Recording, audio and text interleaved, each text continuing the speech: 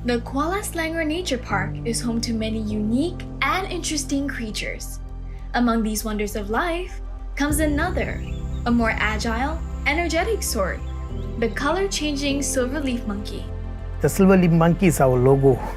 Okay, it's already, there's a logo was there. So it's like a part of KSNP. And this monkey we call as a Presbytis cristata. Okay, the scientific name. But monkey at Kuala Selangor is quite unique because it's an endemic species. Okay, once I say endemic species, it means we only can find at this area. Okay, if you go other part of the world, you cannot find this animal. It's an endemic species and it's a subspecies from Presbytis cristata. We call it a Presbytis selangorensis. Though differing in species, the Trichopathecus selangorensis shares the same behavioral traits with other monkeys. Both male and female juveniles engage in a lot of playing, along with infants that are a few weeks old. When the infants face any kind of danger, their bright orange fur easily catches the attention of the older silverleaf monkeys and alerts them of the situation so they can rush to protect the young one.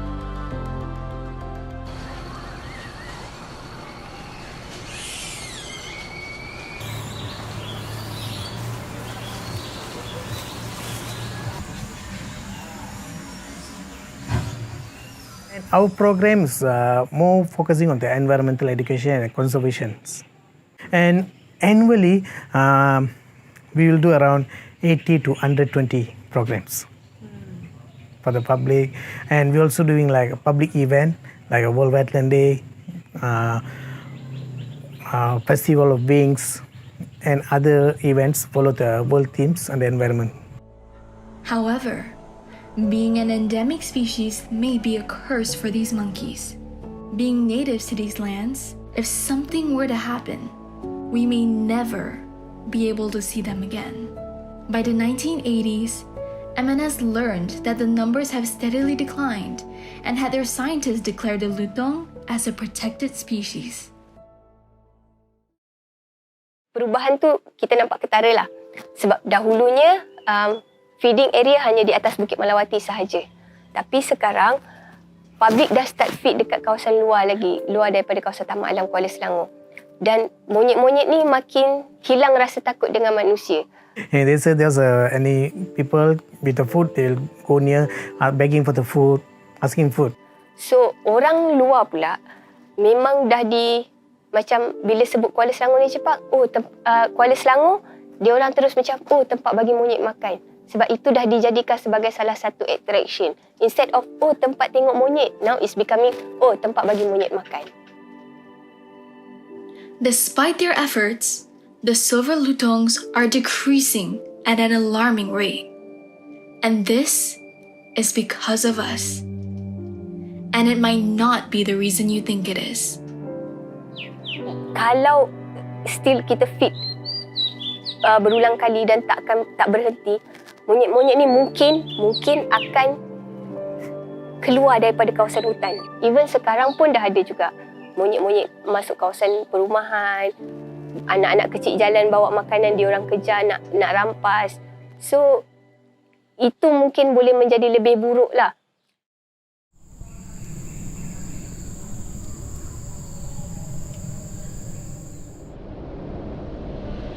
While we think feeding these furry friends is simply a harmless and generous action, sooner or later, this could disrupt the balance of the ecosystem, for not only them, but for us too.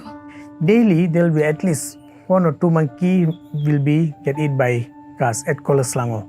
Okay, and that's a minimum, 1 or 2. But sometimes maximum can be more than 10 monkey on the same day near the Kuala Selangor area. There is something that is very disturbing to know, that these monkeys will go to such a distance for food after being exposed to such a small and somewhat harmless gesture by us humans.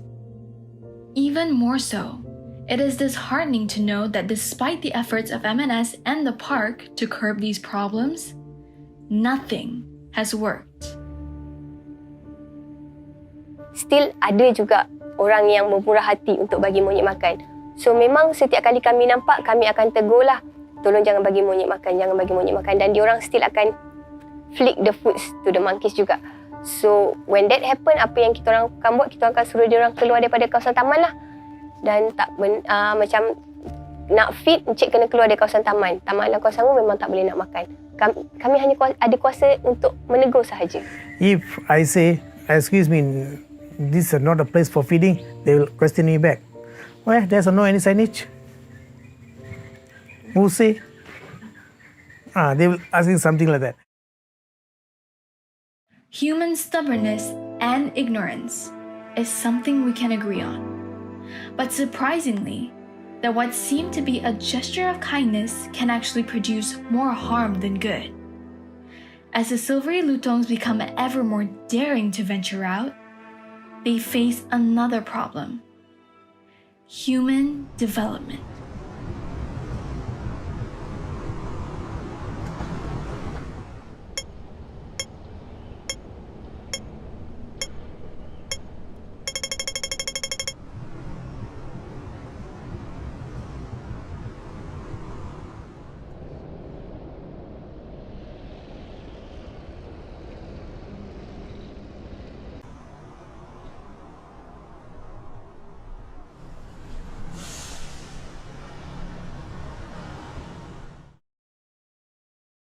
With the soaring changes happening around KSNP, these silvery lutongs are forced to adapt to it, with every new generation being born.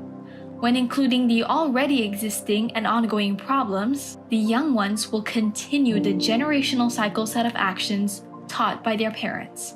To break this, M&S persists in their action to bring awareness to the public to save these furry friends. But the question still remains: what can we do? Human food is poison for animals.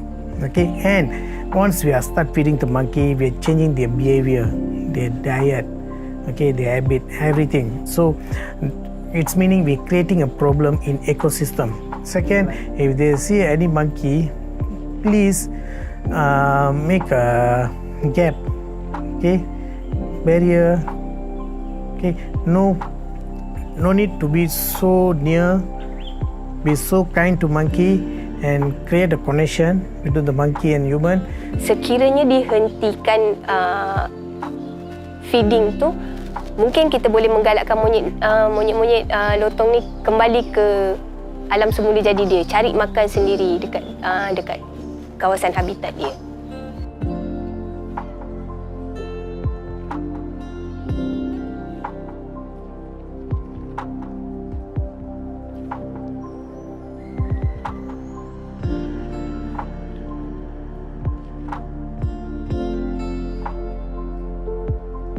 Living harmoniously, sustainably with monkey.